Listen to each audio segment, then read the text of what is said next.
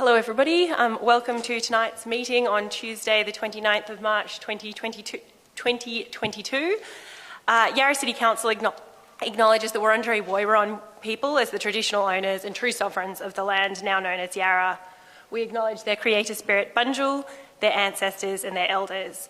We acknowledge the strength and the resilience of the Wurundjeri Woiwurrung who have never ceded sovereignty and despite the impacts of European invasion retain their strong connections to family, clan and country. We also acknowledge the significant contributions of other Aboriginal and Torres Strait Islander people to life in Yarra, and we pay our respect to elders from all nations here today and to their elders past, present and emerging. In attendance this evening we have Councillor Jolly, Councillor Mohammed, Councillor Stone, Councillor O'Brien, Councillor Crossland, Councillor Landers and Councillor Nguyen and myself, Councillor Wade. Councillor De Vietri is on a leave of absence. We also have Yarra's Municipal Monitor, Mr Yehudi Bleacher, joining us via the live stream. No apologies or requests for leave of absence, so I'll move on to our announcements section. So I wanted to take this opportunity to announce or acknowledge that this will be the last meeting, unfortunately, for Lucas Gosling, our current acting Director of City Works and Assets and our Director of Community Wellbeing. Lucas has been with us since 2015. He's done an excellent job. He's an excellent contributor to the Yarra environment and we're really going to miss him.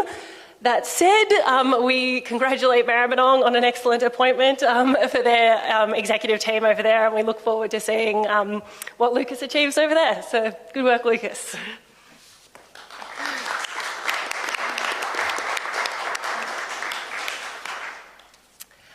Any councillors declaring a conflict of interest tonight? No? Or staff members for that matter? No? Great.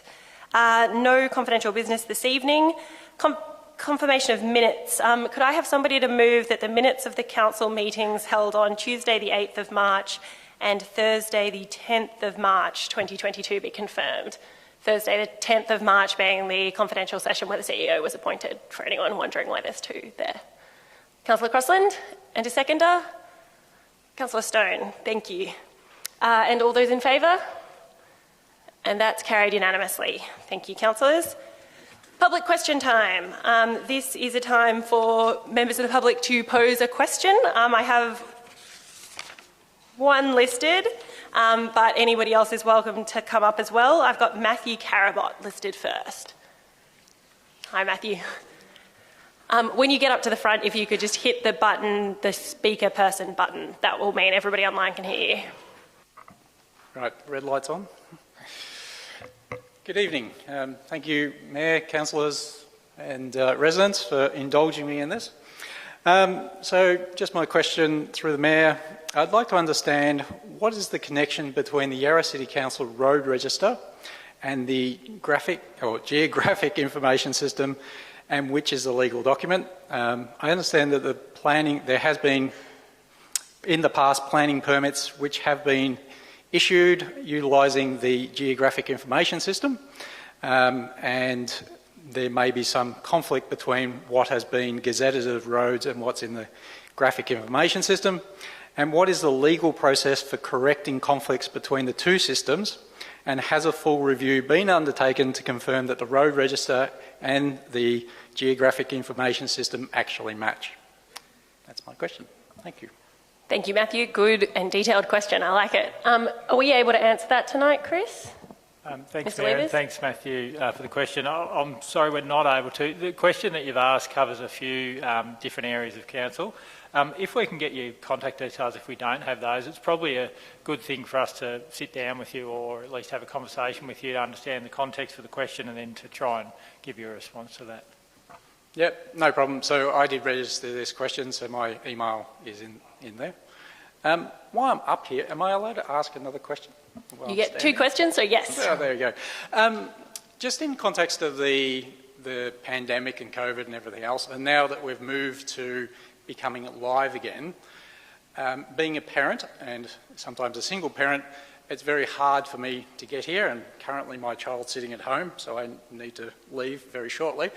But it would be good if we had the option of both having the live plus the, what do we call it nowadays, the online system as well, so Teams or Zoom or something, so that there could be interaction between this forum and those that can't make it. So it's actually a statement more than a question, so turning it into a question, could we have both the live plus a online system to interact? Good question, and one we are currently discussing and looking into. So thank you, Matthew. Do I have any other public questions? Can I just have a follow-up? Yeah, sure. On just what you just said there, Mayor. That sounds really interesting. Have you got any idea as to when we're going to get some feedback from officers as to the viability of the second question being implemented? Mr. Levers? Thanks, Mayor. Thanks, Councillor Jolly. Not a specific time frame. I can just echo the comments made by the Mayor that we are currently looking at that. I think all of Melbourne and all of probably Victoria and Australia are probably looking at that technology. We're not aware that anyone's currently got the capacity to allow both councillor interaction and community interaction and a live meeting under one sort of system, but that's what we're looking at. So it's currently underway. So we'll come back to you as soon as possible with a response on that. Any other public questions tonight? Yes, come on up to the microphone. And if you could just state your name and any affiliation if relevant. Thank you. My name's Dorothy James. I'm a long-term resident of Yarra. Reading this recent publication, what a bonus to have a local paper. I found a couple of things that I found quite concerning is how I'd describe it. I've just recently got back onto my bike, probably in the last 3 weeks, and I'm alarmed at the state of the roadway. I knew they weren't good, but I had no idea, riding a racing bike, how appalling the roads are in my local area, well, in Melbourne Ward, and the footpaths are not much better. But in this particular article, motorists not wanted on Yarra roads. So cycling policy aims to encourage more people, particularly women and children, to ride bikes by improving safety on roads and connecting existing bike paths to create a world-class cycle network in Yarra. Well, I would suggest before setting up master plans, Yarra really would do very well to maintain the roads and pavements that we've got, because clearly they are not really fit for purpose. I'd happily meet with someone to take them around my local area and show them the areas of concern. The roadways are really just, and the pavements, a network of patching. And as I said, I've lived here a long time. Is there a question, Dorothy? Sorry? Is that a question? Will somebody come? I'm happy to meet with somebody, but clearly I think before you set up your master plan and spend money, that the basics need to be done. And I'm asking Yarra to come and fix up the infrastructure, the existing infrastructure. But then I also noticed, footpaths, roads, poor condition, what sort of money's been put aside for these? Because that was on page 11, and then on page 10, planning tick for business hub.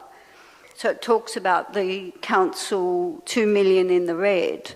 I have raised my concerns before to council about the way the money is spent, with money that you're borrowing, not money that you have. That concerns me very much as a ratepayer. But clearly, Yarra is not really in any financial position, as I understand it, to keep borrowing money and spending money they don't have. Where's the money going to come from, would be my question, because this has been going on for probably the last 10 years. Yarra has been borrowing money, and the banks don't give you money, they lend money. And so I'm wondering where I could see some obvious sign that Yarra was making a concerted effort, to pay back debt and to look after our infrastructure. please. Thank you, Dorothy. A very timely question with our draft budget coming up in a few weeks. That's a bit of a teaser for everybody. Mr McAlery, is there anything you'd like to add on that in advance of the budget coming out? Not really. Keep an eye out because the draft budget papers will be released in the next few weeks. No. 19th of April. So But that's not going to help our existing infrastructure. I believe it needs immediate attention. It really is in a very poor way. I think that can be considered noted as well. Is there a specific question? Well, yes, clearly it's about 15 years since I've ridden my bike, and clearly the roads are 15 years more deteriorated than they were then, and they weren't wonderful then. So I'm hoping that Yarra Council will really step up to the plate and make a concerted effort to look after the roads and pavements in my area. Well, probably against the whole municipality, but certainly in the area that I need to use for my safety. The other thing I'd like to raise is that it might be Dorothy, it is an opportunity for questions. Sorry, the other thing I'd like to raise is... Is it a question? Well, it is. It's a comment and a question, is that it might be fine to encourage people to use pavements and roadways, but not everybody has the capacity to do that. I've got a neighbour that's unable to go for a walk around her block because the pavements are not, and she's on a walking frame, not fit for that purpose. So I see this as quite urgent. Thank you. Thank you, Dorothy. Yeah, Councillor Landis? Yeah, on that point, can I ask a question to the officers through you? The sort of renewal budgets that we generally have in Yarra, and how does that money get spread around the municipality in general terms? Mr Levers? Thanks, Mayor. I might try and provide a bit of a response to what I heard, the questions from Ms Jones and to your questions. Just for councillors and for the gallery, the Road Management Act requires us to inspect and maintain and renew roads on a regular basis, and we do that. So we have a pretty detailed and rigorous program to review and maintain roads. Our household survey shows that there's generally a fairly high level of satisfaction with the way that we maintain roads, but certainly we don't always get it right, and there might be areas where there's an opportunity for improvement. If Ms James or anybody wants to provide us with information about specific locations, we can go and have a look at those roads and send someone out to inspect that. I would also note that not all of the roads in Yarra are Yarra roads and maintained by Yarra. There are actually a number of roads that are maintained or the responsibility of other authorities. So if there are concerns, please feel free to provide those through with some specific detail, and we can send someone out to look at a road or a footpath if there's a need for that. The question, Councillor Landis, about how do we allocate funding? I mean, we allocate funding to roads and footpaths on the basis of demand based on those assessments, and we have obligations under the Road Management Act, as do all councils and all road authorities, and that informs the approach that we take. And our expenditure on roads and footpaths will be really clear in the budget documents that Council considers in the draft budget on the 19th of April. Thank you, Mr Levers. Any final public questions? Yes, up the back, if you'd like to just come up to the microphone. And again, if you could just state your name.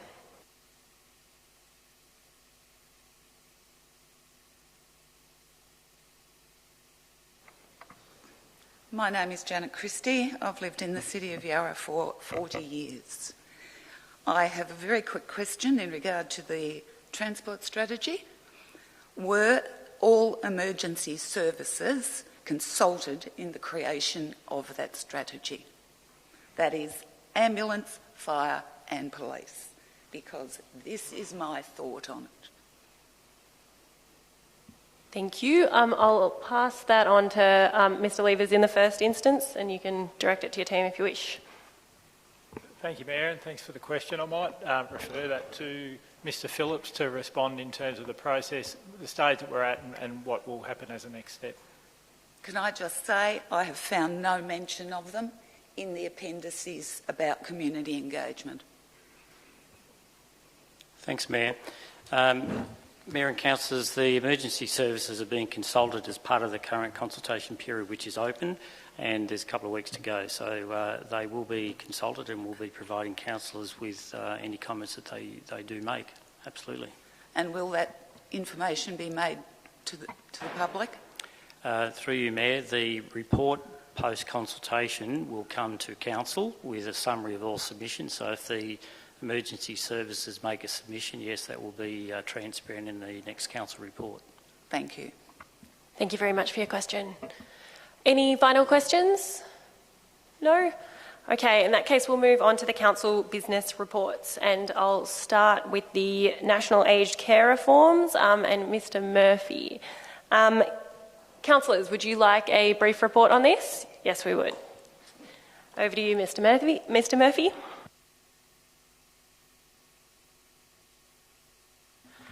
Thank you, Mayor. I would like to highlight the following comments in relation to the report.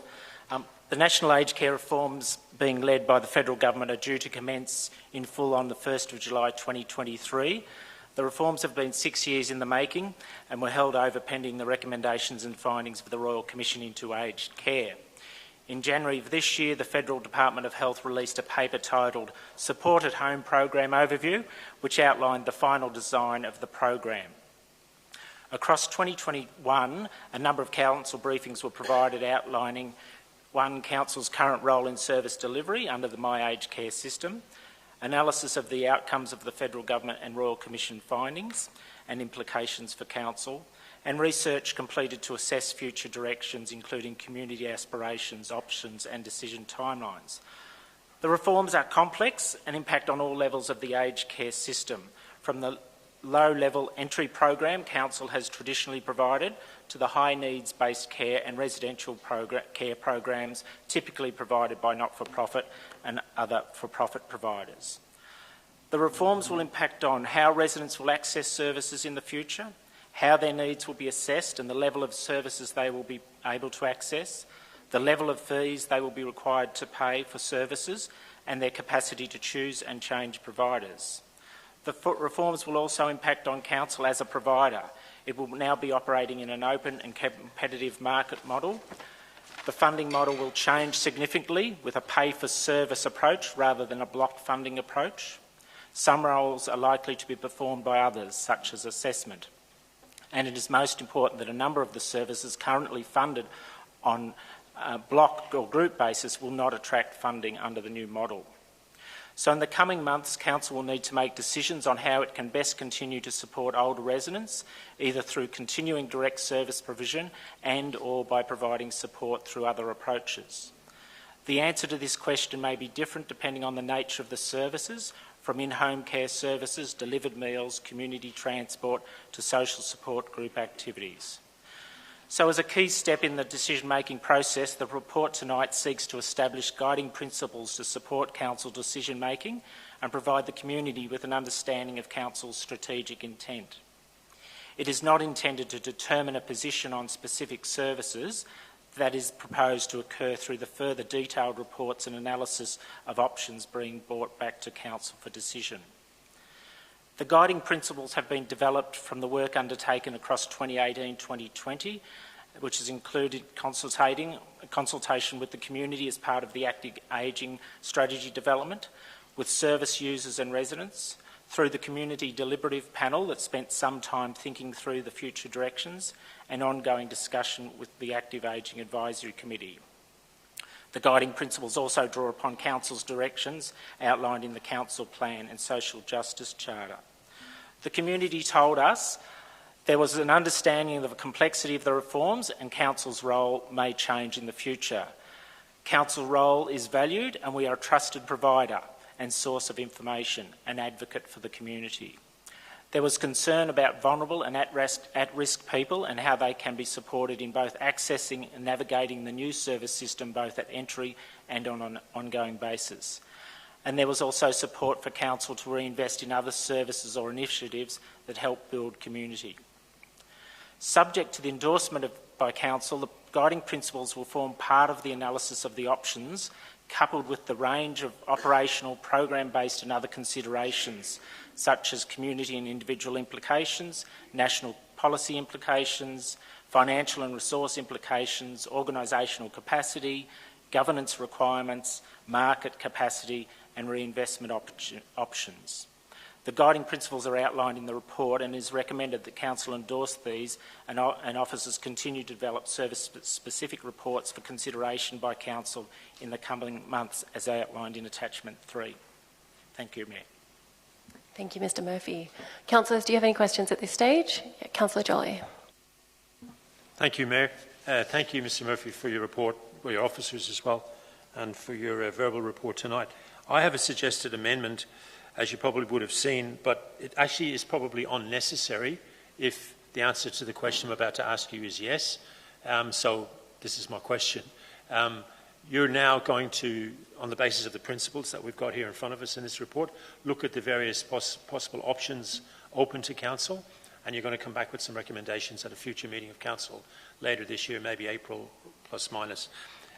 Is the potential for Council to register as a home care provider, as several other councils in Victoria have done, one of the possibilities or one of the things that you will be looking at? I'm not asking you to say it will necessarily be what you're recommending here in a month's time, but if it is one of the options, obviously full-scale privatisation, total in-house, register as a home care provider, 7 councils and another 2 considering it at the moment.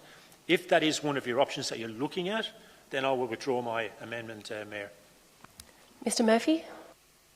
Thank you, Councillor, and through you, Mayor. In terms of each of the services that we bring back for Council consideration over the next coming 6 months, there will always be an in-house service option as one of those. If a decision is made to continue in-house services, it will be necessary for Council to register as a home care provider. That will change post-2023, the specific accreditation, but to continue to provide home care services, we will need to be a registered provider post-2023. And when we bring the reports to Council, each of those reports, when it's looking at home care, community transport, delivered meals, social support, will include consideration of the option of having an in-house service. On that basis, Mayor, thank you for that answer. If I can just respond, I'll withdraw my amendment, and I'm quite happy to move or second the officer report if you need somebody to do so. Thank you, Councillor Jolly. Thank you, Mr Murphy. Do I have any other questions before we go to our public submissions? Councillor Mohammed. I just checked through all the principles, but I didn't see anything about safety. I've worked as a health service assistant before, and I've seen elderly people being mistreated, and like there was no one around to kind of answer for the issues that they go through. So after reading this, I didn't see anything that says anything to do with them being safe or having someone around to see how others treat them in the workplace, and if, you know, they're treating them appropriately or anything like that. So I just had a question around that area. Mr Murphy, are you happy to speak to that? Thank you, Mayor. Yes. Under the current aged care system and under the proposed aged care system, there is a quality and safety commission required, and that will establish the accreditation and also the requirements for providers in monitoring the service provision that they undertake. So my advice would be that would be where the safety aspects of the service in the future would come through, and not necessarily having to be in the principle for our decision making at this stage. Excellent. Thank you, Mr Murphy. I've got one registered submitter, but we're also happy to hear from anybody else here today who'd like to speak. Mary Natoli, or Natoli. And if you could just hit the speaker button when you come up, and you've got 5 minutes to speak, and if you could direct your submissions at me, that would be great. Yeah, thank you. Thank you, Mayor. I'm Mary Natoli. I've been a local resident in Yarra for over 35 years. I've also been a community nurse for most of my life, and many of those years in Yarra. I was a district nurse for many years, worked across all of Yarra, largely with older people, and more recently I'm employed at Co-Health Collingwood as a community health nurse, aged care specifically. So I've also I'm a current member of the Yarra Active Ageing Advisory Group, and also previously I was on the community deliberate panel that Mr. Murphy referred to back from 2018. I also have a lived experience as a carer of older people who lived into their 90s. So I feel really well equipped to think about tonight, what you're discussing, but also really aware that older people really have spoken very loudly. As Mr. Murphy has suggested, we've had a lot of consultation in this process, and I've seen that, and I commend Mr. Murphy and his team for that. I'm also very aware, I've read the latest reforms, so it's interesting, Mr. Jolly, about the changes. I think we need to think really where Yarra is placed. The supported home program I have some concerns about. So I think the principles are really critical in decision making. I'm aware that you as Yarra councillors will have a really significant impact on the future of services for older people. Particularly because older people trust council. They're sort of often very uncertain about whether other governments care about them, but I think at a local level they really do, well, they will look to council. So I think the impact of these guidelines and what the changes will really impact on your constituents, your neighbours, your family members, your friends. And also my co-health clients at the minute. So my Yarra clients span all of Yarra except Richmond. So my clients come from Alphington, Carlton, Clifton Hill. They're also the public housing clients in Fitzroy and Collingwood. So quite a diverse cohort. And they're people that live in public housing towers. They're the older Aboriginal people that we need to consider. They're the culturally diverse community that we need to consider. And my reading of the active ageing strategy was that 22% of the older people in Yarra, English is not their first language. Many have refugee backgrounds. They're older women, they're victims of family violence, and as you identify, Councillor, they're people perhaps victims of elder abuse that I work with. They're the LGBTI community, people with mental health challenges we need to think about how will they access services. They're people who have used drugs and alcohol. They're socially isolated, and that's across the whole demographic of the clients I meet. They're people with poor education, so they've got poor IT skills. The new reforms talk about an IT platform. Many of my clients won't have a computer. How will they access services? They're people who are homeless or at risk of homelessness or in insecure housing. They're people with assets but no income. I see many houses where the houses are in disrepair, but that they own them, but have no money to repair them. So they're living in pretty difficult situations. And there's a growing single households that I'm seeing, more people living on their own that won't have family necessarily immediately around them. Many families live overseas now and are concerned about people. They're the ones I'm also looking after. They're people with poor mobility, no access to transport. And as well, I also see people who are income secure. They're older people living comfortably. They're in apartments and in their own private homes. And they also want to age actively and really be part of a community. So I think we're aware of their needs as well. And today at the City of Yarra hosted the U3A. They were looking at World Health Organisation age-friendly cities. Sorry, Mary, just a 30-second warning. Okay, so I endorse the guidelines, and I just hope that you will consider those. And I guess I just wanted to finish that Gandhi said, the true measure of any society can be found in how it treats its most vulnerable. Thank you. Thank you very much, Mary. Very well said. Oh, that was a thank you. It's just a thank you. That was very well said, and I think we're all feeling pretty lucky to have you on our Active Ageing Advisory Committee. You're right, that is a mouthful. Councillors, do you have any more questions? In that case, I'll seek a way forward. Councillor Stone. I'm happy to move the officer recommendation. Thank you. Yeah, I'll call for a seconder. Yep, Councillor Jolly. Yes, okay, thank you.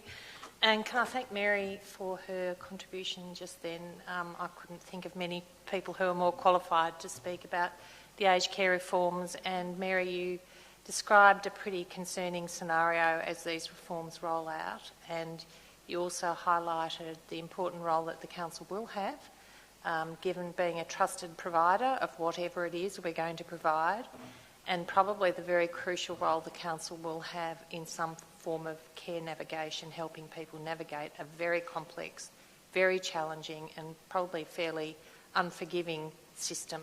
So we don't know what our role is going to be, but it's certainly going to figure strongly in that. And we need some guiding principles to help us make some decisions. I think the decision we were looking at 3 or 4, maybe 5 years ago when the reforms were first announced was, do we stay in or do we get out? And a lot of councils jumped out of provision of these services altogether. They made the decision early. We've hung in there waiting to see what the reforms finally look like. And it's good that we have, because it's changed a lot. We're not where we are today, where we were 5 years ago. The decision is not as black and white, and Mr Murphy and his team have put together a series of decision-making steps for us about individual services that we might stay in or stay out or do differently.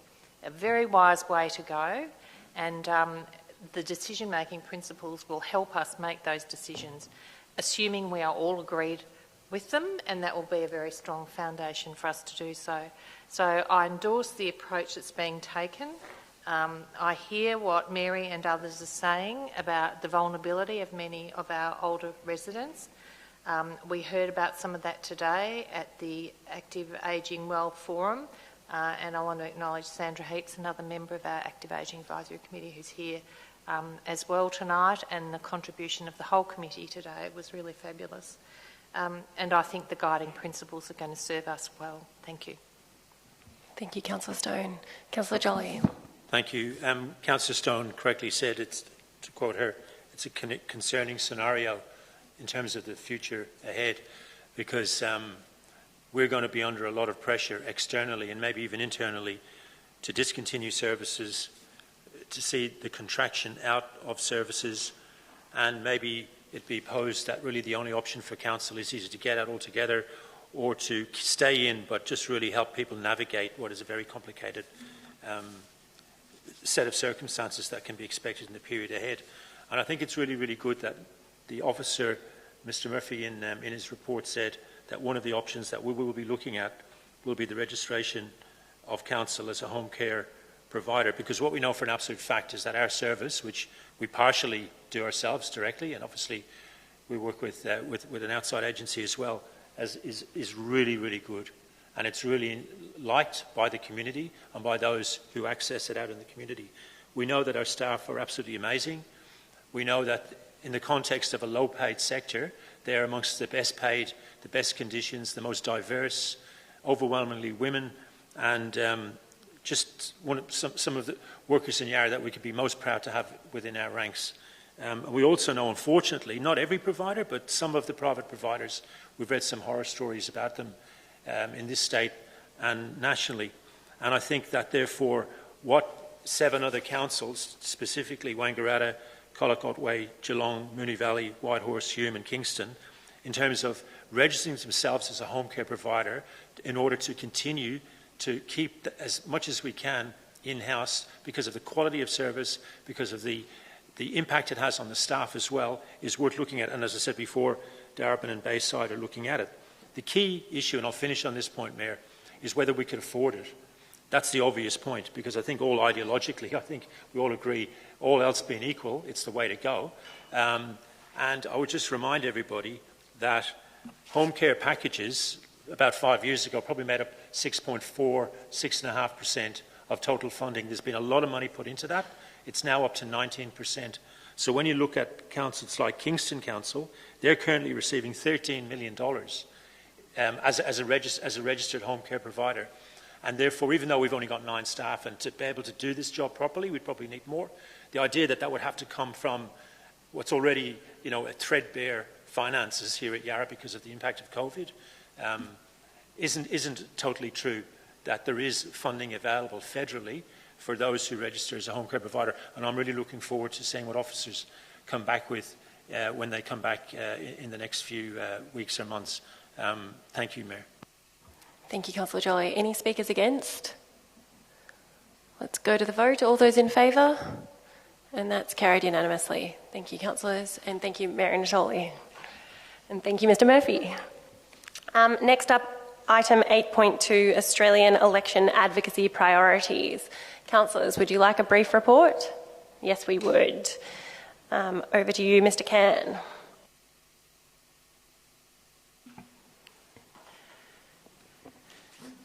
Thank you, Mayor.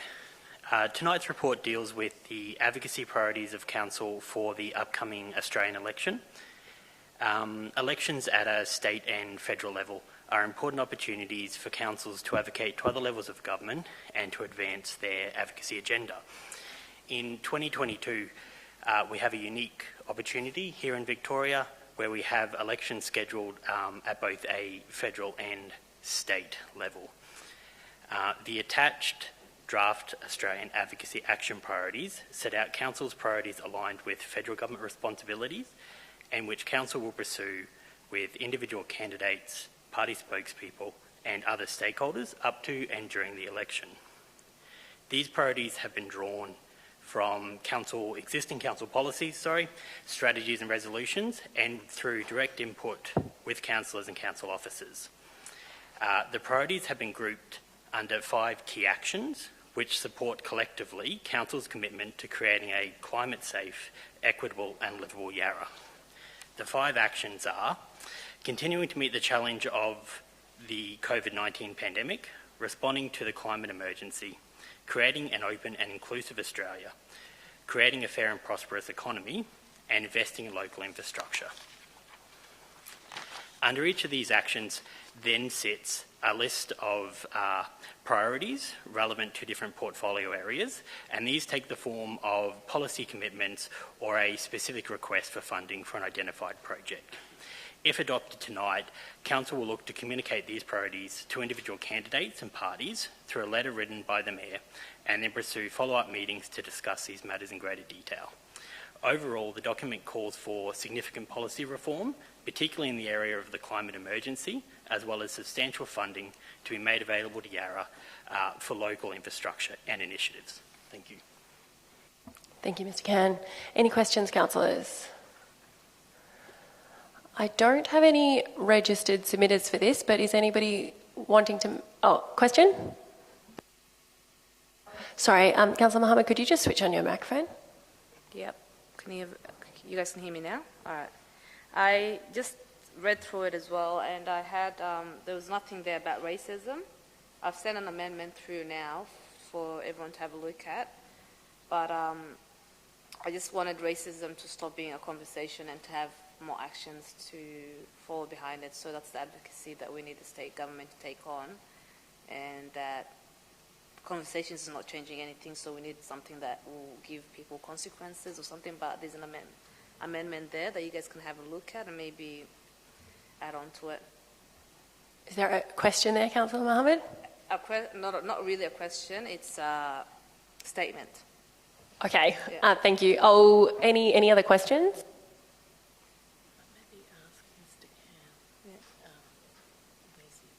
Sorry, and any other public submissions? Were there any public submissions on this item? No?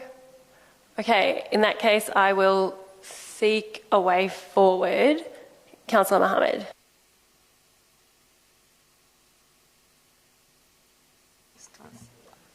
I'm happy to move the officer recommendation, and I think there's an amendment coming from Councillor Mohammed. Excellent, thank you. And do we have a sorry, so is that amendment has been circulated? Would you like to move that amendment, Councillor Mohammed? Yep. Or at least put it to Councillor Stone? Yep. Okay. One second, sorry, I'm just having...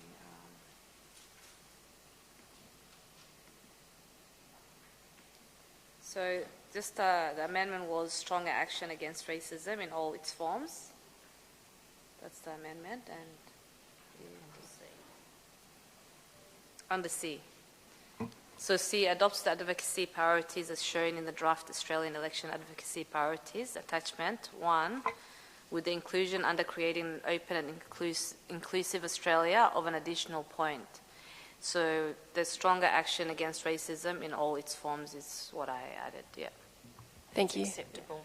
Great. And do I have a seconder for the officer recommendation with that amendment? I can second it. Councillor Mohammed, thank you. Thank you. Councillor Stone, would you like to speak to the motion? Thank you. Elections come around very often, but we're never very organised in our advocacy leading up to it. We get organised with groups and forums and other councils, but never as a council ourselves. So this is a first, and it's excellent. These priorities encapsulate the things that are really important to our community, and they're also the things that we need the federal government to support us with. So I really appreciate Mr Khan putting this together. It's comprehensive, but it's succinct. And Councillor Mohammed's addition of addressing racism through the federal government doing more is a very good one. So thank you. Thank you, Councillor Stone. Councillor Mohammed, anything to add?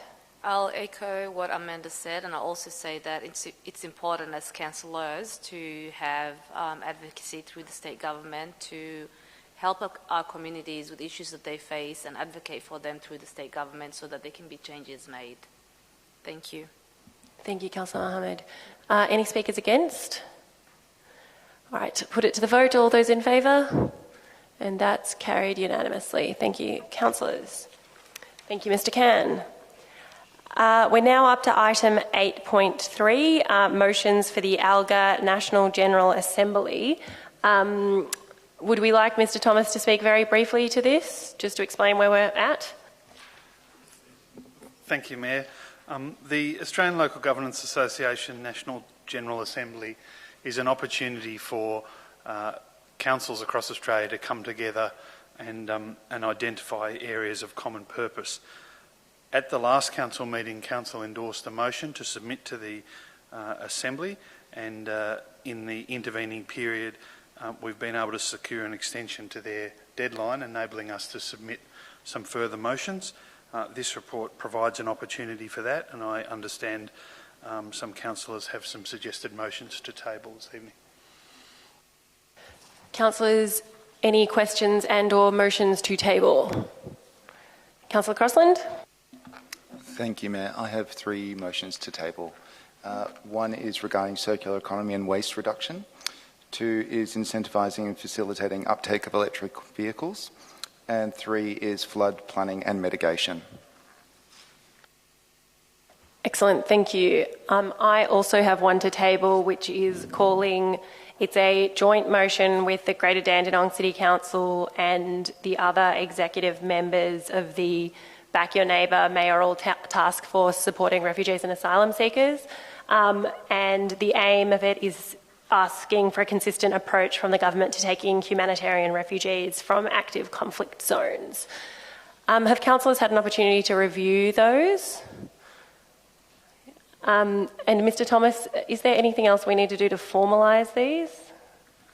No, simply by voting in accordance with the recommendation and tabling the motions, which will appear in the minutes. Officers will then submit those motions to the National General Assembly Secretariat, with the exception of the Greater Dandenong motion, which will be submitted by the Greater Dandenong Council. Great. Just looking at what's on screen, should we add an consistent approach humanitarian refugees? Yes. Mel, if you could just add one that says, maybe I think it's clear enough to say humanitarian refugees from active conflict zones. Sorry, those are big words. Humanitarian refugees from active conflict zones. Got it. Okay, great. Okay, it's not on screen, but I think everybody's understanding what we're doing. Do I have a mover for this? Councillor Crossland. And a seconder? Councillor Jolly. So she. Councillor Nguyen, we're sharing it around tonight. Okay, thanks everybody. Councillor Crossland. Thank you, Mayor. Thank you very much to the officers for their presentation this evening, albeit brief. The National General Assembly is a really exciting platform that allows us to engage with a whole range of stakeholders to discuss important issues that are affecting Australia, that local government has an important role to play in. And I'm pretty confident with the matters that we've put on the table tonight, inclusive of the one that we've previously endorsed at our prior council meeting, that we have a number of different subject matters that we'll be able to really push for in that forum, as well as the other matters that will be raised by other councils. I think it's a really exciting opportunity, and I hope that we come out on top and in a position that these are supported by the broader group. And I hope other councillors tonight will support this motion. Thank you, Councillor Crossland. Councillor Nguyen. Thank you, Mayor. Look, I'd like to really thank Councillor Crossland and yourself for putting the 4 motions together. I think they're really important topics that are relevant to Yarra, and I'm happy to second the motion. Brilliant, thank you. Any speakers against? All those in favour? And that's carried unanimously. Thank you, councillors. And thank you, Mr. Thomas. Okay, we're now up to item 8.4, the proposed discontinuance of road abutting 2 Fitzgibbon Street, Cremorne. And we've got Mr. Graham for this one. Councillors, would you like a brief report? Yes, we would. Thank you, Mr. Graham.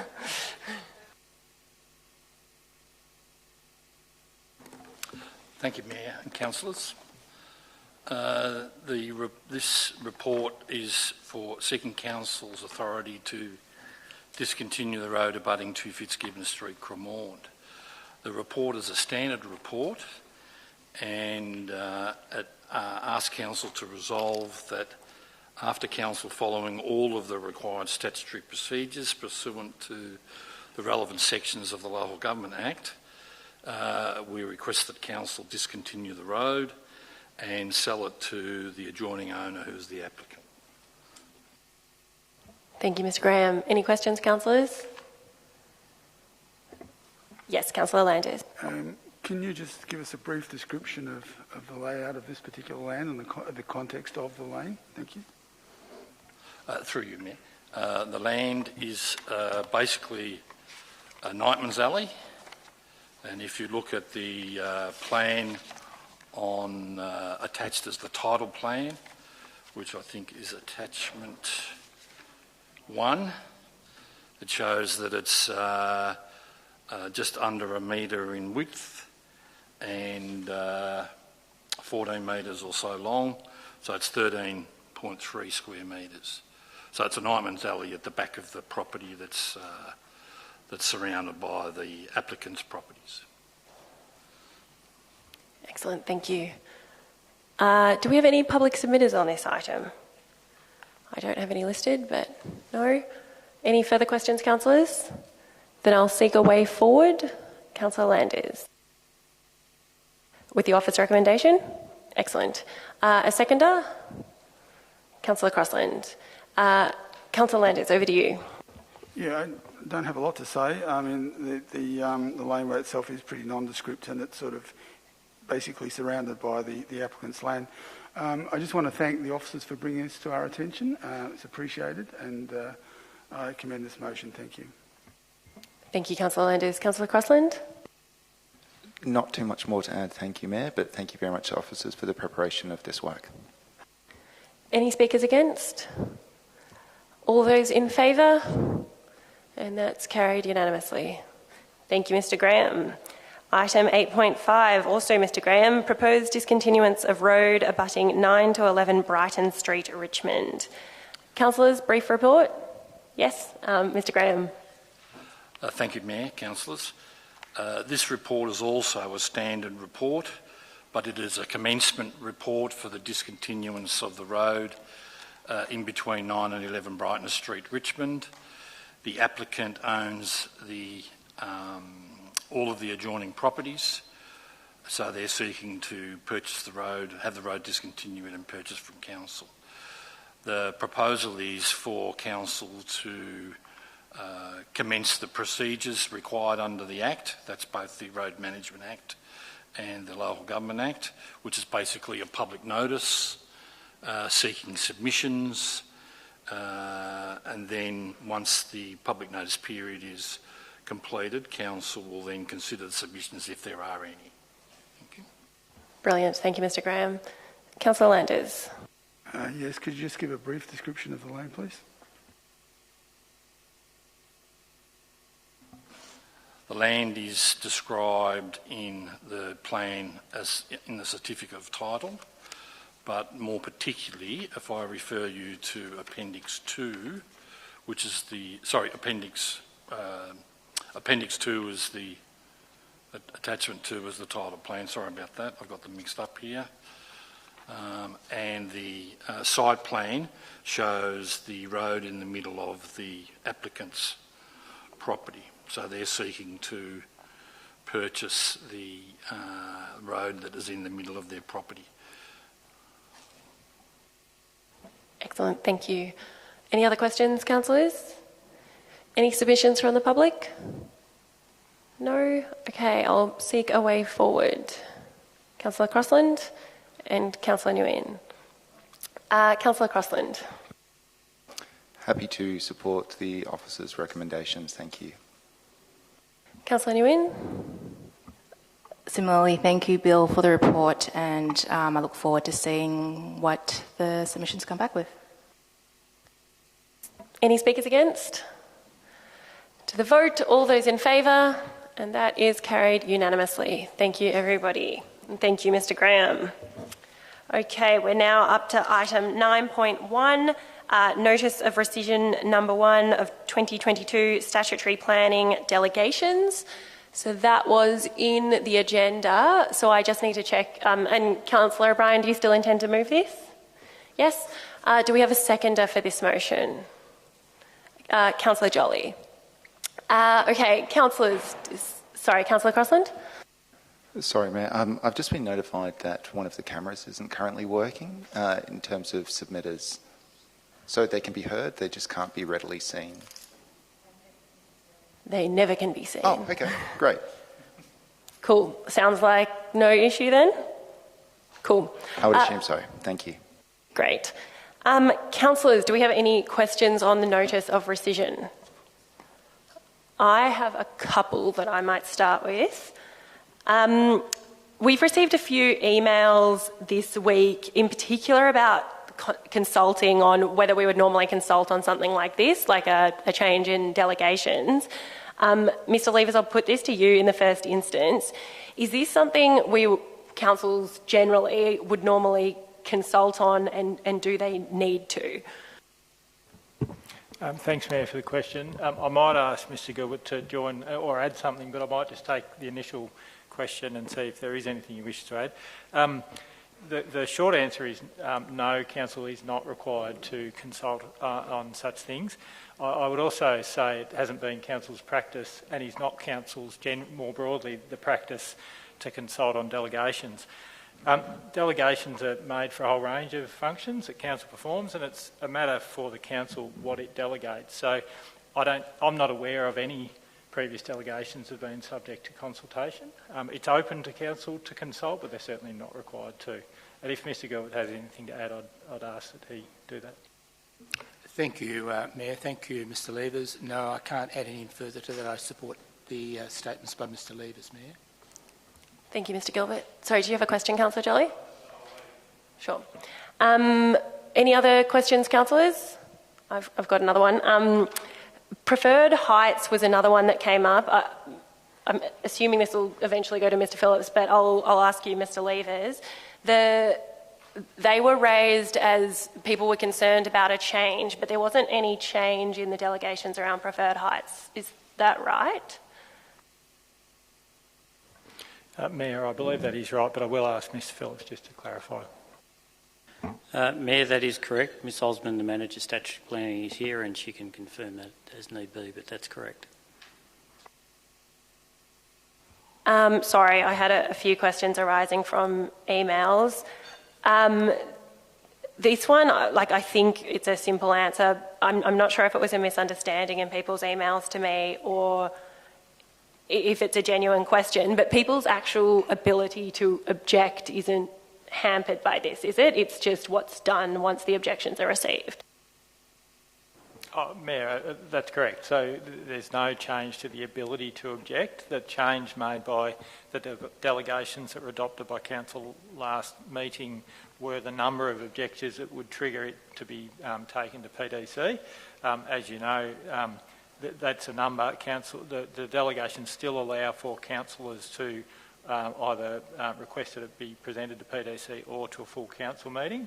The delegations were changed for it to be 2 councillors to require it to come to PDC and remain at, I think, 5, Mr Gilbert or Mr Phillips, for it to be brought to a full council meeting. But no change in any way to the ability for objections to be put. Okay, thank you. Any other questions from councillors before we go to submissions? No? Councillor Jolly. Through you to whoever officer you think should answer. There seems to be sort of a trend. So my question relates to that. We've got, since the last council election, fewer council meetings held on an annual basis. This attempt that we discussed and thankfully knocked back to gag councillors at the last council meeting, and now this change to delegation that, notwithstanding what the officers have just said, will increase the number of people that need to kick it upstairs to PDC from 6 to 15.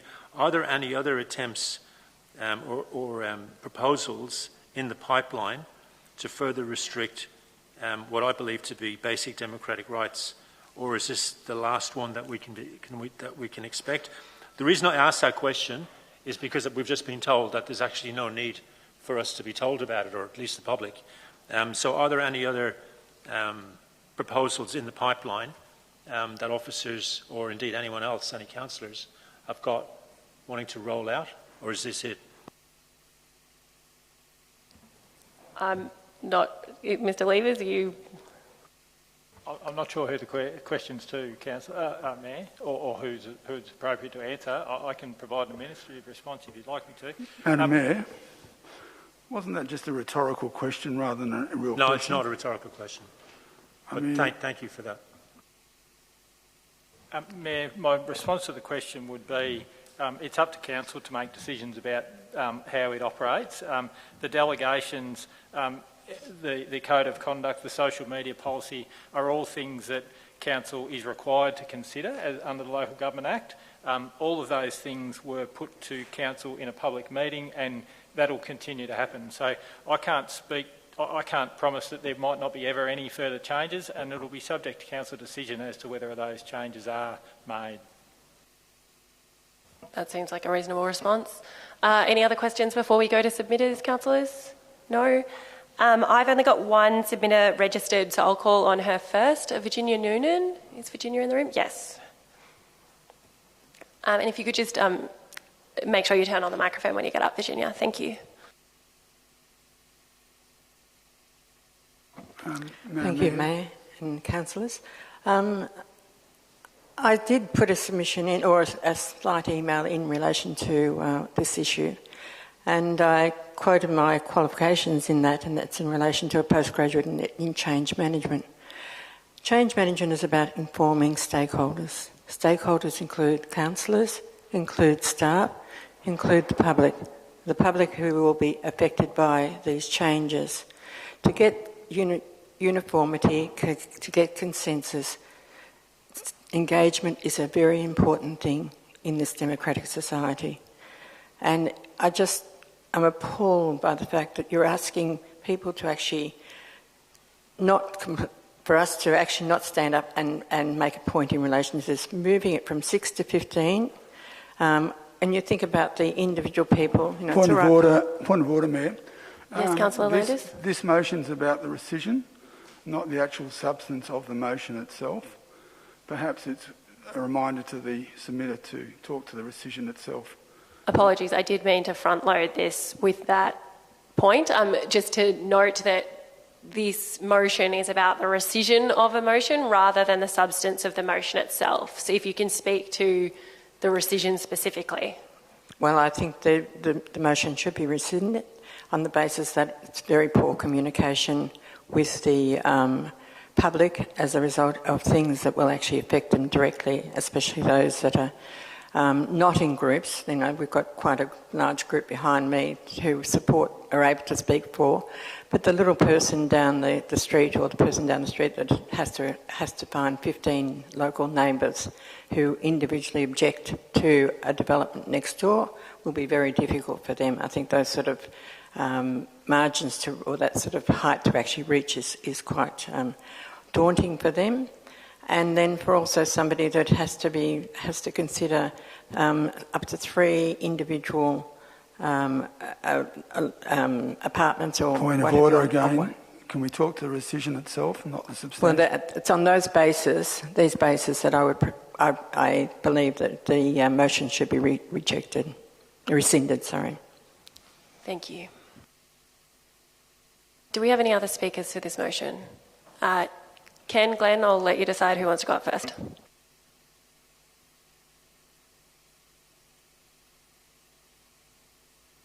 Kenneth Gomez, Fitzroy North, 20 years. I've just got to change my submission because of Councillor Landy's insistence on dealing with the rescission motion, but I suppose I, on behalf of a whole series of resident groups, wrote to you, Mayor, not to the other councillors, but to you, to just sort of express our view that while there may be legal reasons which require no consultation to be provided, it's probably good practice to do so. I think you've seen the impact of what happens when a community feels that it's been bamboozled or hoodwinked with major changes that seem to affect them, and they've had no warning about it. So we do what we do. We put a professional opinion to you that we think that because of a failure to follow the community engagement policy that you've set, that there was a prima facie basis in which you could argue that there was a fault in the vote, and if you wanted to, you could unwind the vote, for a better term, or rescind it. So we just did our usual thing, mailing lists, talk to people. The level of angst that came back on the emails I was CC'd to was quite breathtaking. There's a level of frustration and anger at this council. I don't know why. I suspect it's many things. This reminds me of the famous pushback against the waste management levy, I think in 2016. Point of order. Mr. Jolly would know about. Point of order. Relevance. Relevance. Can we stick to the rescission motion itself, please? Just pointing about why there's a need for rescission, to say that people are unhappy with you for various reasons, including a reminder why if you make an announcement of a major change and then take a legalistic view as to why you didn't have to tell people, you will get demands for rescission, support for Councillor O'Brien's rescission motion. I just put it to you, you can stay behind your legal barriers. We've all done it. I've done it in my corporate career. Probably not the best look for a council. So I say, do the rescission, not because you have to, because you want to, and it's probably the right thing to just start this process again. That's my submission. I think that's on point. Thank you, Ken. Much appreciated. Glenn.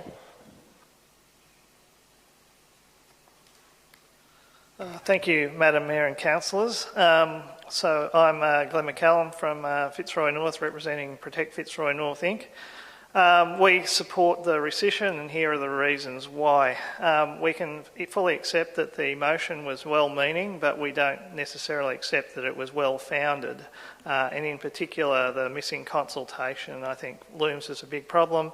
Every councillor and candidate at the last election emphasised their support for community consultation, and as Mr Gomez said, legal advice or technical arguments about how you don't have to consult on a matter really don't kind of cut it in the community.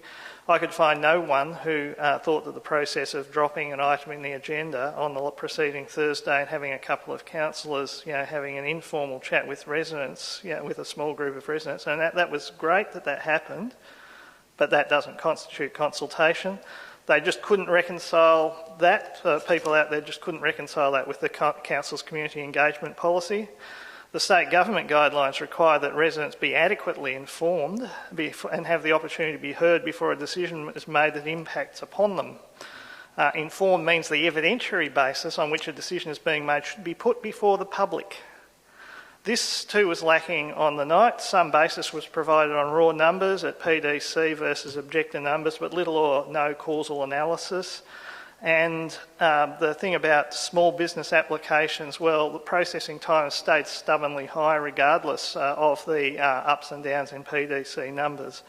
There was even less evidence placed before the public to support the other measures. Although that evidence could have existed, it needs to be before the public. The most disturbing thing was that after an officer on the night conceded that the councillor call-in isn't used much or significant contributed to PDC, an amendment was made to make it even harder to 2 ward councillors. And I hope councillors accordingly schedule their leave and illnesses to work around that. Point of order.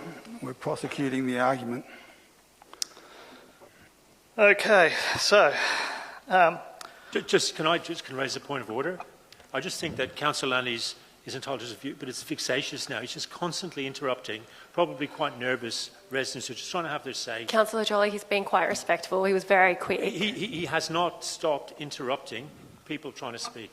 It's out of line. Okay. Glenn, I'll hand back to you, please. Okay, no problem. Look, everyone wants this to work. The whole process of going for PDC extensively and before VCAT is traumatising to residents, and it's very expensive for council. So we all collectively want this to work. So sort of not consulting was kind of a lost opportunity in some senses. Councillors and officers kind of come and go, but we who live here ultimately carry the can forever. And so please, this isn't Custer's last stand. Work with us. There are many problems with planning that are actually at the state level, and if we don't work together, then we have, as we have successfully in the past, we haven't got a hope of fixing them. Thank you. Thank you.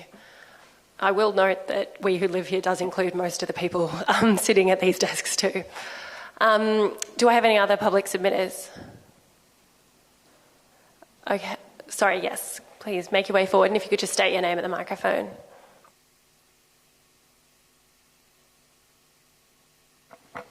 David Young's my name. I live in North Fitzroy, and I wish to speak in favour of the motion to rescind.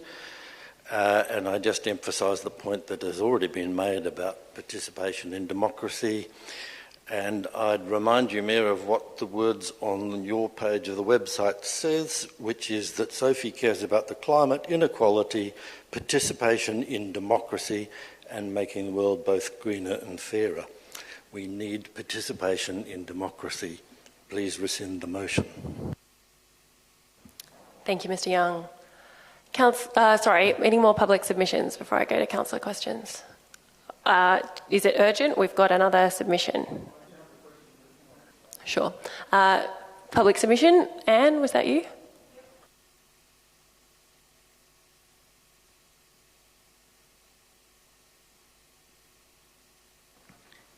I just wanted to say that I believe the motion should be rescinded because there wasn't the community consultation and that there wasn't the evidence put that meant that the decision could be valid. And everybody got together and sent in the letters and put all this to people, put it to the councillors. You guys have got a very, very hard job, and we're entirely aware of that, but the problems with planning are not there because of the residents.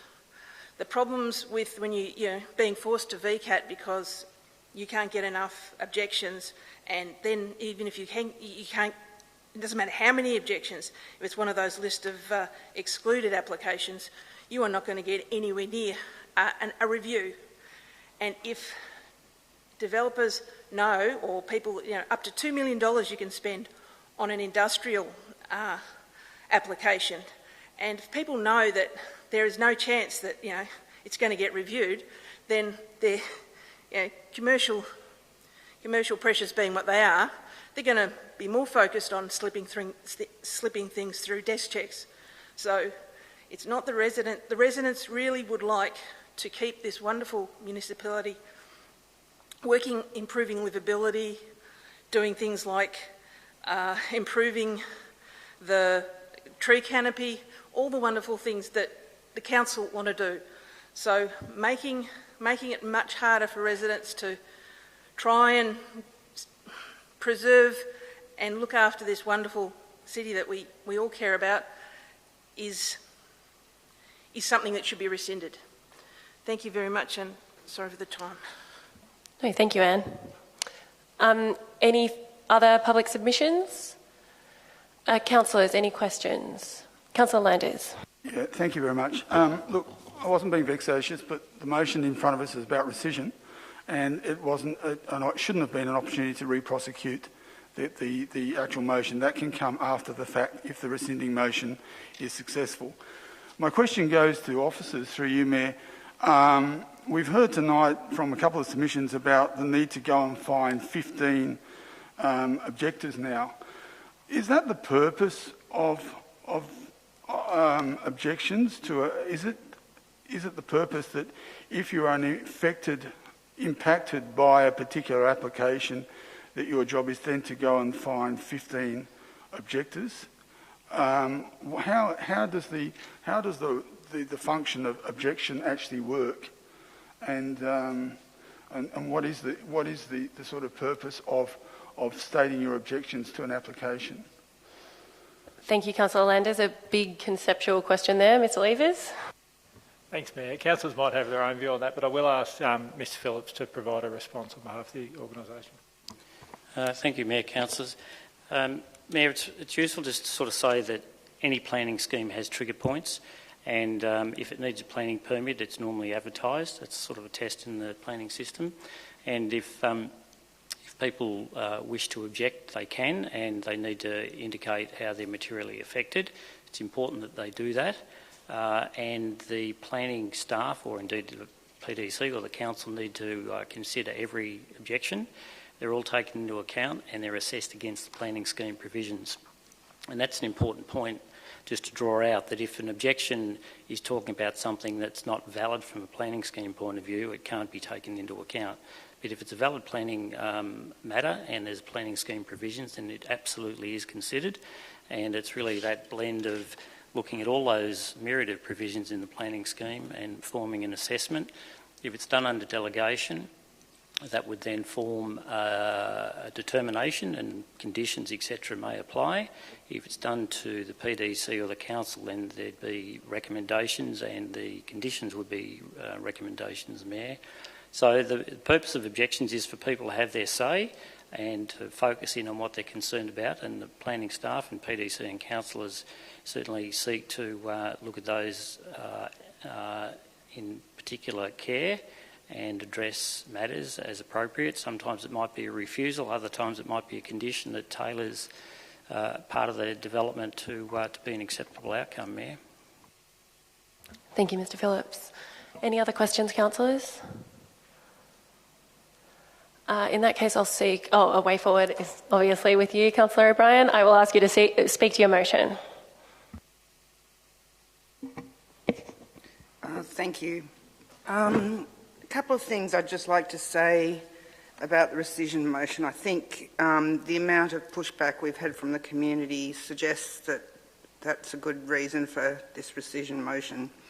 When we're talking about community consultation, I don't think that it's appropriate if there's not an appetite for consultation amongst councillors or staff, that's a good reason for no consultation under the Local Government Act. 2020, they do encourage community consultation, as one of our submitters has already mentioned. With regard to the matter of 2 ward councillors having to call a matter to a PDC meeting, the first thing I'd say about that is, as councillors, we are responsible for all matters before council across the whole municipality, not just matters in our own wards. So I think this is makes it an impossibly high bar for most people, an impossibly high bar to reach in most instances. We with regard to the consideration of the last motion and why I think it should be rescinded is the lack of adequate data around things. So, for example, the changes that were made are likely to result in many more matters going to VCAT. I'm concerned that these changes will not provide... Point of order. Again, we're prosecuting the actual substantive motion. We're not actually arguing why this motion should be rescinded. Councillor O'Brien, can you try to keep to the... Yeah, sure.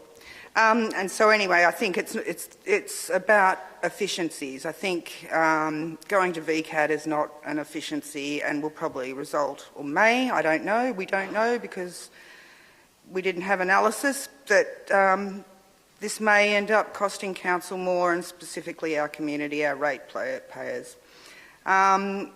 This matter was considered in 2019. I think we should have been looking at letting through developments one storey above preferred heights of DDOs rather than ways to whittle away the hard-won gains of residents in Yarra. So I guess I think I would encourage my colleagues to support this rescind motion to leave the instrument of delegation as it is. Thank you, Councillor O'Brien. Councillor Jolly. Thank you, Mayor. I think the question of a rescind motion needs to be looked at as to why we want to re-prosecute this matter. Now, consultation is almost like the middle name of Yarra Council. If you read the council plan, if you read the council vision statements, we talk about consultation until the cows come home. We don't always do it very well, but we do consultation, whether it's Trenery Crescent, whether it's Nicholson Street, whether it's Elizabeth Street.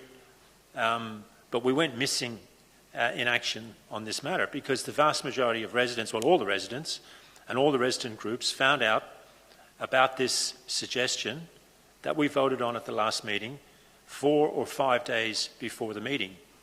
And the fact that that wasn't enough time for them to process it and have a say on, by the way, the most important thing that we as councillors have any influence over, which is planning, the most important thing that residents have any influence over is the ability to influence planning in some way, shape or form, was being suggested by the motion that we passed 5-3 last meeting to be limited to a great degree. Because when we've had changes to delegation in the past, we haven't given 4 or 5 days notice. We've given a lot more notice. It was about 1 or maybe 2, maybe 3 years ago when we changed delegation from 6 residents having to kick it upstairs to PDC to 6 residents from separate homes before they could kick it upstairs to PDC. I wasn't in favour of that, but that was passed. But the residents and the resident organisations had much, much more warning about that, and that was reflected in a long debate that we had, and unfortunately we made the decision that we made, but that's water under the bridge. So I think that if you really think this is a good idea, these changes, or whether you think like me it's a bad idea, I think we can all agree surely that we wouldn't have had these avalanche of emails from residents, and every single resident organisation that I've spoken to in the last few weeks have all said the same thing, that this is a rushed job, that we haven't had enough time to process it, to think about it, to hear the arguments from the officers as to why we need to move in this direction, to hear the arguments from those councillors who support this change as to why we need to move in this direction. In fact, most of the residents, and this is a compliment to Councillor Landy's actually, have heard the pro-change arguments through Councillor Landy's replies over the last few days to residents. I don't agree with them, but you put a case as to why these changes should take place. That's the first time people have really heard sort of, oh yeah, that's why they're thinking about it. They may or may not agree with Councillor Landy, so that's not for me to say. But so what should happen tonight? If we rescind this motion, it doesn't mean, and I say this to the majority of the councillors, those councillors who voted in favour of these things at last meeting, it doesn't mean that these changes are off the table. It means we bring them back with a little bit more time and a little bit more consultation, and we can even do it at the next meeting. It's not going to make a massive amount of difference, and you'll bring the community with you, or Plan B, they will understand more the reasons as to why you think the powers of delegation should be changed. I actually don't agree with them, but that's not the point. So I just think that it was a rush job. let's just do it properly, and you will get a better product when you bring the community with you. And that's why I think we should rescind the motion this evening. Thank you, Councillor Jolly. Do we have any speakers against? In that case, I'll put it to the vote. All those in favour? And that motion lapses.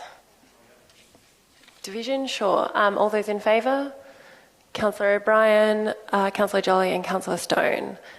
And do I need to do all those against? Sorry, I forget every time. No, I don't need to do those against. Okay, thank you everybody for that, and thank you to our submitters for coming in, and thank you as well to everybody at home who sent us emails. They have been considered, and we appreciate them. We appreciate people engaging with us, even when we don't agree. Okay, item 9.2 is not going ahead. Item 9.3 is a notice of motion about the Melbourne Pride event. This one is coming from me. I have a slight amendment to what is in the agenda, which is to add a new paragraph C that I've just circulated, which is to say, to add the paragraph, acknowledges that this event was only able to occur because of the generous funding from the state with in-kind assistance from Yarra City Council, just to explicitly acknowledge that. Do I have a seconder for this motion? Councillor Mohammed. Excellent. Do we have any questions before I go to public submissions? No. Do we have any public submissions on this item? No. In that case, I will speak to the motion, which I haven't done for a while. So I think everybody who attended the Melbourne Pride event, which I think were most of the councillors here today, can speak to what a brilliant event it was. I think there was just, the community atmosphere was incredible. I'd been with at least another couple other councillors had also been to the Pride March in St Kilda the week before, which I think, while excellent, personally, I think was shown up by what happened in Yarra. It seemed to me it was really where the young queer community is living, and where a lot of our older queer community is living as well, which is what I'd been told when I was in St Kilda, and then I got to see that in full force on the Sunday event in Yarra. We had our traders who have had such a horrible period in COVID, particularly the venues that are bars, nightclubs, that offer that nightlife scene, have had a very difficult period. They were able to really embrace that crowd, really take advantage of it, really create a positive space, and also bring in, I'm sure, some much needed income. There were people from all walks of life. It wasn't just our LGBTIQA+ community, it was everybody. You could see people walking down, some people in full drag, some people in, running gear. It was a real mix, and I think that created a really nice environment. I know I was running into people left, right and centre who were saying, how great is this? This is the best thing ever. I know I saw Councillor Crossland get pulled into a lot of groups like that as well. The atmosphere was just so positive, and we are really grateful to the state government for putting on that funding so that we could celebrate the 40th anniversary of the decriminalisation of sex with men in such style. And now the big question is, and I know what lots of members of our community want now, is to see it happen again. So this is just basically about us encouraging the state government to partner with us again. I think Yarra is very good at making sure all the things happen on the ground to make sure an event goes as smoothly as possible. I think we've got the community who wants it. So this is just really hoping the state government come on board for another very, very positive event. And I commend this motion to you, my colleagues. Councillor Mohammed. Adding on to what the Mayor said, I actually had a great time there that day, met a lot of positive people that encouraged me and gave me positive feedback. They played good music that you couldn't even help yourself from dancing to if you even tried to. And I think overall it was an amazing day. It brought the street alive, and we had a great time, and I support it. That's it. Thank you. Thank you, Councillor Mohammed. Any speakers against? All those in favour? And that's carried unanimously. Thank you, councillors. Okie dokie, on to item 10, petitions and joint letters. And I have one foreshadowed from Councillor Landers. Thank you, Mayor. I've got a petition containing 77 signatures and requesting that Council and relevant authorities consider providing a permanent outdoor dining permit for the decking located adjacent to the Warm Hug Cafe, as well as the permanent closure of the northwestern end of Cameron Street, Richmond. Thank you. Thank you, Councillor Landers. Any questions, councillors? And do we have any submissions on this item? Yes, we do. If you could just introduce yourself once you get to the microphone. Hi, I'm Michelle Gardner and I'm representing Warm Hug Cafe. I would just like to make everybody aware of what has actually been happening at this cafe since we've had the opportunity, which I thank the council for, because I think that during the pandemic it was amazing to have the support for outdoor dining throughout the council area. And I personally have not been able to fault how that's been carried out. We find ourselves in a unique situation now, though, because we were informed recently that the outdoor dining permit would likely only extend till March, and so we began to tell the patrons that that would be the case and that we would be taking down the deck, which we put substantial funds into. Now, we understand that it's a big deal to close a road, and we did not place the deck there originally expecting that we would be closing a road maybe permanently. We are situated behind the Epworth Hospital and in a medical precinct. I have a neurosurgeon on one side, a urologist on the other side, and aside from that, there's a good substantial amount of housing up and down the street that's used in the medical precinct. So what's actually occurred is the deck is now being used primarily as a waiting room for these doctors.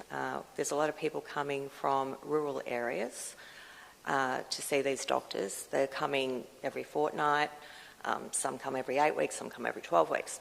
So rather than have them wait in their cars, as they are unable to wait in the waiting rooms during the isolating period throughout the pandemic, we've been able to assist them with the deck. So we're not excluding anybody from using the deck, whether they buy a cup of coffee from us or not. It's of little relevance now because we can see the need for it. The wheelchair access is there, as it is for mothers with prams and anybody else. So we've had a lot of feedback, and the petition, the idea of the petition actually came to us from the residents in the area and from the adjoining medical practices. So we would be in support of keeping the deck there, maintaining it, and maybe even putting some funds into making that whole section of Cameron Street look a lot nicer. The reason we haven't put more money into it yet, in terms of trees and fixing up a few other things, is because we don't understand what we would have to do to make it a permanent fixture. To date, we've put probably in around $25,000, and we would be prepared to put in some more to make it nice for the general public. But we need to know what we need to do to move forward with some degree of permanency. I probably don't have a lot else to say about it, except that it's really been embraced by Richmond Community Centre, Richmond West Primary School, the Epworth Hospital, and the doctors up and down the street, as well as the residents. So I don't know if any of you have actually are familiar with the deck and Cameron Street. If you've even been down there, I'm not sure. I recognise one or two of you. But come down and talk to us if you would like, and we'd like to know what we could do to assist the community in keeping it there. At the moment, it is incurring a substantial amount of expense for us because I wouldn't say is that profitable. We have to maintain it. We need an extra staff member to be running in and out of there, keeping it clean on the weekends even when we're not open. I mean, we're happy to, I suppose, continue on, for the benefit of the community, and we'd just like to maybe have some suggestions as what we need to do. That's all. Thank you, Michelle. Much appreciated. Any questions, councillors? No. In that case, Councillor Landers?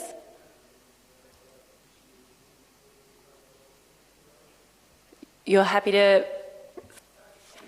I'm happy to propose that the petition be received and referred to the appropriate officer for consideration. Thank you, Councillor Landers. Do I have a seconder for that? Sorry, Councillor Stone. And Councillor Landers, would you like to speak to that? And sorry, just Mr. Thomas, would you mind just flicking off that mic? Thank you.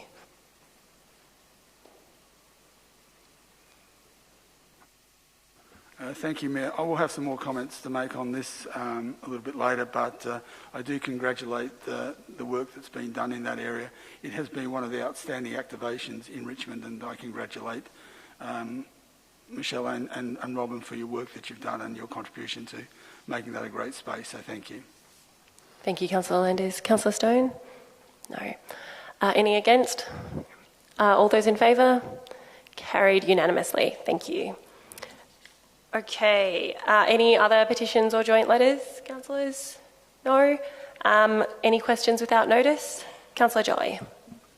Through you, Mayor, my question without notice is to Mr. Gilbert.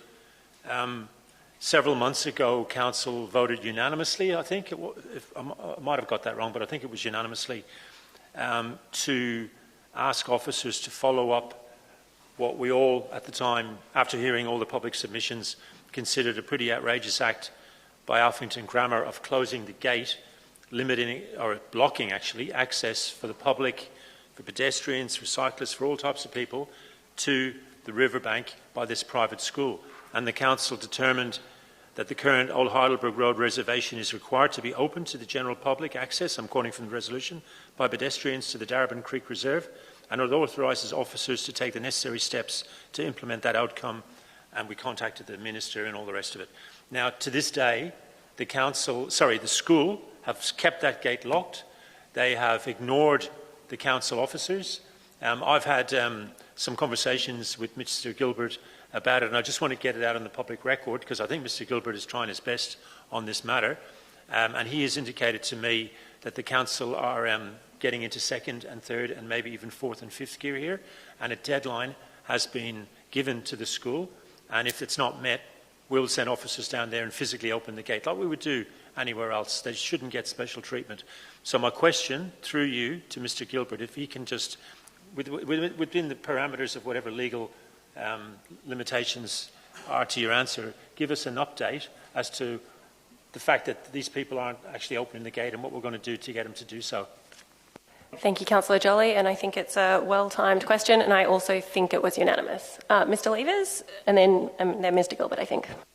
Thanks, Mayor, and thanks, Councillor Jolly. I will ask Mr. Gilbert to add to my comments, but just to let you know that I also met with the school in December following the resolution with Mr. Gilbert to relay the message, as Acting CEO, to relay the message in relation to the resolution passed by Council and to seek advice and a response from the school. As you've noted, there has been subsequent correspondence. I'll let Mr. Gilbert talk about that subsequent correspondence, but we are engaging with them and we are seeking their action ASAP. Mr. Gilbert, can you add to that? Thanks, Mayor. Thanks, Mr. Levers. A quick update through you, Mayor. We have corresponded with the school a couple of weeks ago and indicated that we were seeking an indication from them as to when they would be proceeding with constructing their own fences on their own property boundaries and indeed removing the reference gate and fence. The school responded to us in that regard and noted that they were working on preparation for a planning application which they have to apply for because the erection of fences on their property, because it's on a floodplain area, they require a planning permit. We've written to them again because they were a bit vague about a time frame. So, pardon me, a further letter was sent to the school asking them for a response within 10 working days on exactly when they're going to be submitting that planning application, and further noting that if we do not hear from them within that time, the formal notice about removing and council requiring to move it will be sent. A follow-up? Yeah, thank you, Mayor. So, without getting too dramatic and all like Dr. Strangelove, when does that 10 days finish?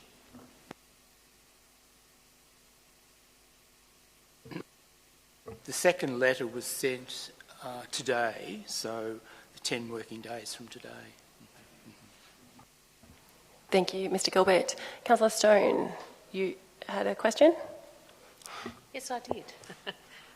It's to Director of Planning and Placemaking about the e-scooter trial, which has taken off like a rocket in Yarra, and it's fantastic. It's given people another option for that last mile, but there are obviously the odd issue with it.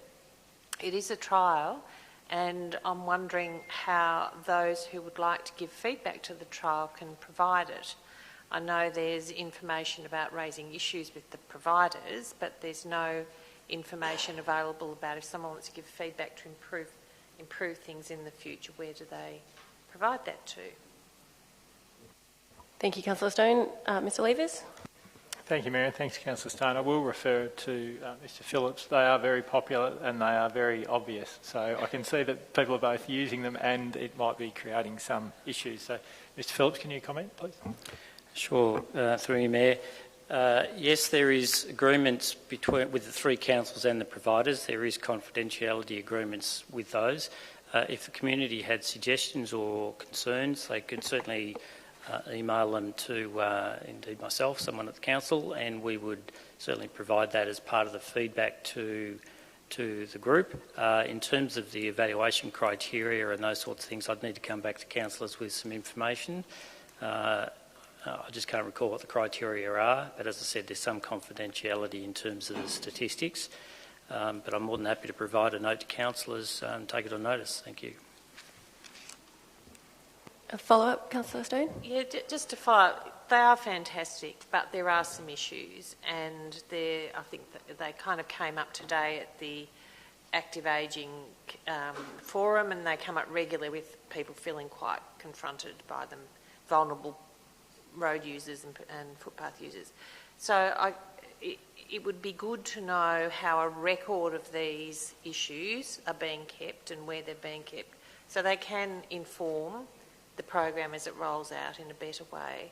So does that sit with you, or where would that collection of information go?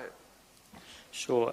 I'm happy to be the conduit on behalf of Council, Mayor, and I'd have to check the website, Ms Colbertier, but it may well be that there's a function or a button on that to provide context. But I'm certainly aware from my own observations that, as Mr Lever said, they seem to be popular. They're left in certain places. Sometimes that's appropriate, other times it's not appropriate.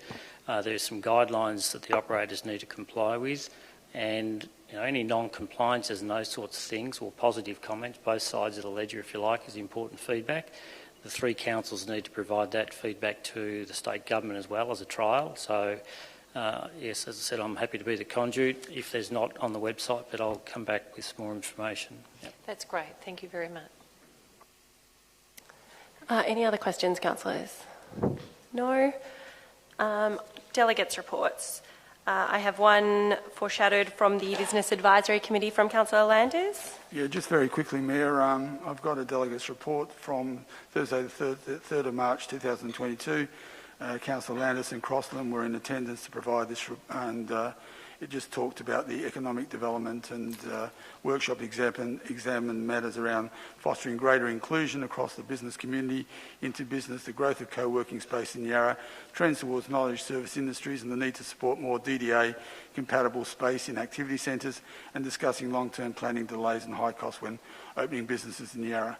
The meeting was held in attendance, part through the teams, highlighting the new hybrid format, which was mentioned earlier today by a question, which enables improved access to meetings. The hosts provided the presentation in their old hotel and the restoration works, including the retention of the famous lead-light windows. And I propose that Council note this delegate's report. Thank you, Councillor Landers. And has a copy of that been circulated? Sorry? Has a copy of that been circulated? I've got it in front of me. I haven't been through all of my physical papers. Apologies. Do I have a seconder for that? Councillor Crossland. Great. Any questions? Any public submissions? No, not public submissions on delegates' reports. Do you have anything further to say on that, Councillor Landers? Anything to add, Councillor Crossland? Nothing further to add. Thank you very much. Brilliant. And Councillor Landers, I'll get you to just chuck your mic off.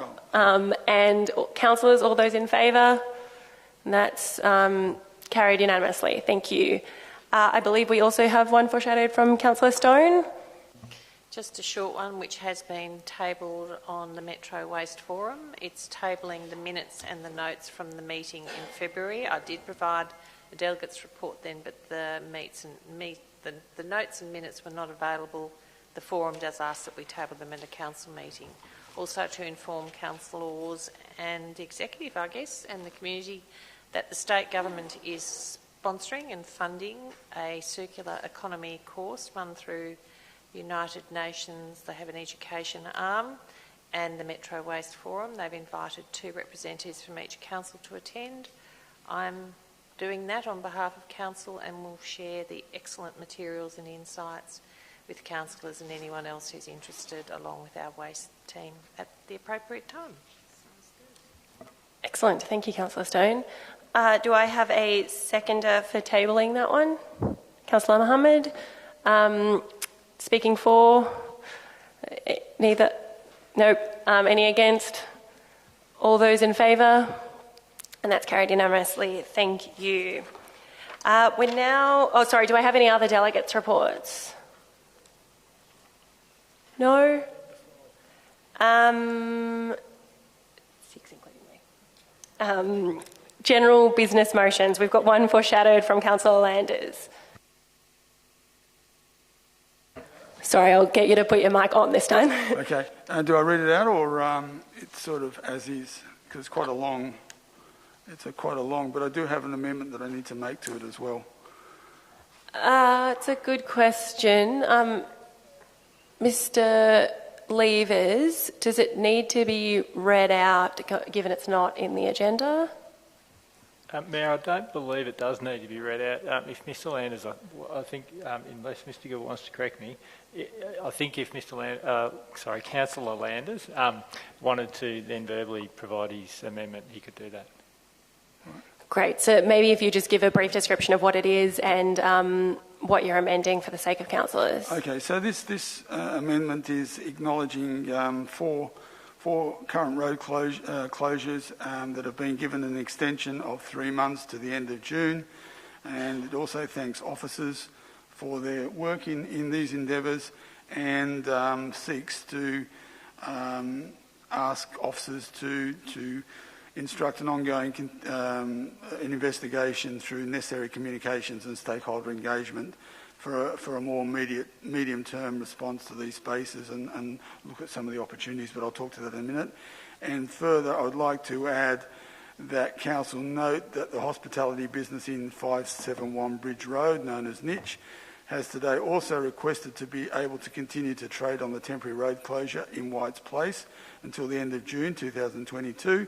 In this regard, Council also requests officers to seek the Department of Transport's position regarding this current road closure, and if it is also a non-objection to this period, the Council will also extend the temporary road closure of White's Place to the end of June 2022. Excellent. Thank you, Councillor Landers. Do I have a seconder for that general business motion? Councillor Crossland. Thank you. And can I just ask a quick question? So the main substance of the change from what's in front of us is to add one more venue, is that correct? That's correct, yes. Brilliant. Okay, thank you. Any other questions, councillors? No? Do we have any public submissions on this item? No? Okay, Councillor yes, Councillor Stone. I do have a question of Mr. Phillips, if I may, about the Part F, which is commencing necessary communications and stakeholder engagement to form a medium-term position. I mean, this is kind of a policy decision. I'm surprised it's come up in a general business motion, to be honest. Does that, I guess I'm interested in the amount of work and the costs that might be involved in that, and the size of this undertaking. Mr Phillips? Yes, thank you, Mayor. What it would be, councillors, is, well, I'll go back a step. Probably today, I think they've gone out today, if not tomorrow, the 4 of the 5 that's mentioned in that motion have got extended permits until the end of June. The bit that Councillor Stone talks about is an option, I suppose, if the council vote this way, as Councillor Lander's motion, is an option for the traders to request a road closure until the end of 2023. So what that would look like, councillors, is any 4 of the 5 traders could request that, and then there would be something that council officers need to consider. The amount of work would be effectively writing to the neighbours, inviting comment, doing a report back to council with a summary of those comments and officers' views. So there's a bit of work, and it depends whether there's 1 or 5, to be honest. I guess obviously each one potentially has a similar workload. So there's a little bit of workload. I don't know if it's overly extensive, and that's probably the best way I could put it, Mayor. Thank you, Mr Phillips. Any other questions, councillors? Okay, in that case, Councillor Landers, I'll get you to speak to your motion. With the mic on. Thank you. I always forget either turn it off or switch it on. First of all, can I thank officers for all your hard work in these endeavours. It's been quite a substantive task dealing with Department of Transport, and I thank officers for their work in getting to this point. This general business motion tonight seeks to, again, thank officers, to extend what was going to be 4 temporary road closures, but it's now going to be 5, that have been successfully activated as part of the state government's outdoor dining initiative. These spaces, as we heard tonight, include the Warm Hug Cafe, 163 Lennox Street, Miss Frankie at 24 Cremorne Street, Lamana, I should say, and Sons in Balmain Street, and Molly Rose Brewing at 270 Wellington Street, Collingwood.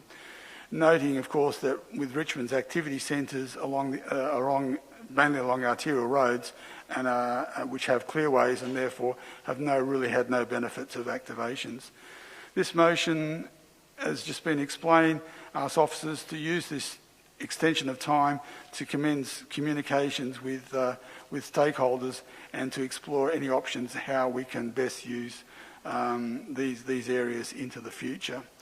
And as an example, and we've heard it tonight, the Warm Hug activation with its outstanding DDA access has been an outstanding success in providing a vital space within a medical precinct, and that has helped enrich the experience for the local community, for patients and visitors to Richmond Hill, and as evidenced again by the petition. So, look, if I can go back to the Warm Hug, it's really been a great outcome. I mean, it started off as basically an activation, but what it has taught us is that this space is really important in the dynamic of that area. And noting that the Epworth Hospital in that area is based on Bridge Road. Bridge Road is a very contested street. It's got very limited footpaths. And if you're a patient in the hospital and you want to take some respite somewhere, if you want to get out of the area, there's not a lot of opportunity. And what this activation has done is it's shown us that there are opportunities to be had. And I think this has been a great beacon of the sort of things that can be done to enrich the activations in Richmond. So on that basis, I commend this motion and again thank officers for their work. Thank you. Thank you, Councillor Landers. Councillor Crossland? Thank you. Just briefly, yes, thank you again to officers for all the work that you've done in this space, and also thank you to Councillor Landers for tabling this motion. I think it's so fantastic to see how this program has flourished in Yarra, and it's so fantastic. There are so many businesses that are wanting to continue in these instances. To see how these spaces can be transformed for different purposes has been absolutely fantastic, and therefore I endorse this motion. Thank you, Councillor Crossland. Do I have any speakers against? Then all those in favour? And that's carried unanimously. Thank you, councillors. Thank you, Councillor Landers. Any other general business motions? Any urgent business? No. In that case, I will call this meeting closed at 8:53 p.m. Thank you, everybody who has joined us, and good night.